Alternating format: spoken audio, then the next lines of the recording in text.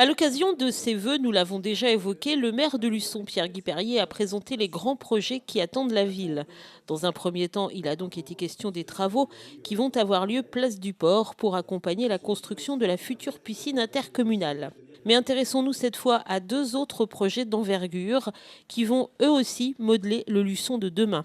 À commencer par la refonte du centre-ville.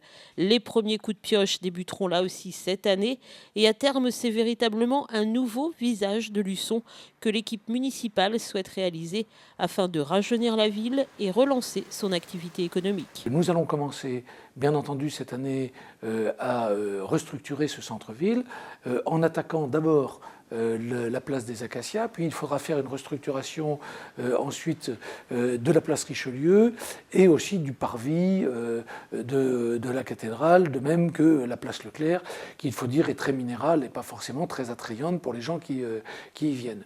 Puis dans un second temps, on réfléchira à la manière dont on va faire évoluer l'espace où aujourd'hui il y a l'école du centre. Il va falloir déconstruire cette école du centre, en reconstruire une moderne, puisque nos enfants ont aussi des besoins qui sont des besoins qui évoluent et qui ne correspondent plus du tout à l'outil qu'on peut leur donner aujourd'hui par l'école qui est actuellement en place.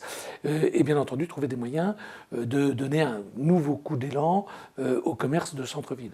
La ville va également acquérir l'ancien magasin vert. Lui aussi sera sans doute démoli pour faire place à un nouveau parking. Par ailleurs, en concertation avec la population et les commerçants, elle réfléchit à l'implantation de nouvelles halles sur l'emplacement de ce qui sera l'ancienne école du centre. Autre projet qui lui aussi va voir le jour cette année, le Forum des services qui se situera place Leclerc à l'ancien centre des impôts. Les services à la population sont un petit peu disséminés partout dans la ville. Ce n'est pas forcément ni très convivial, ni très facile de s'y retrouver.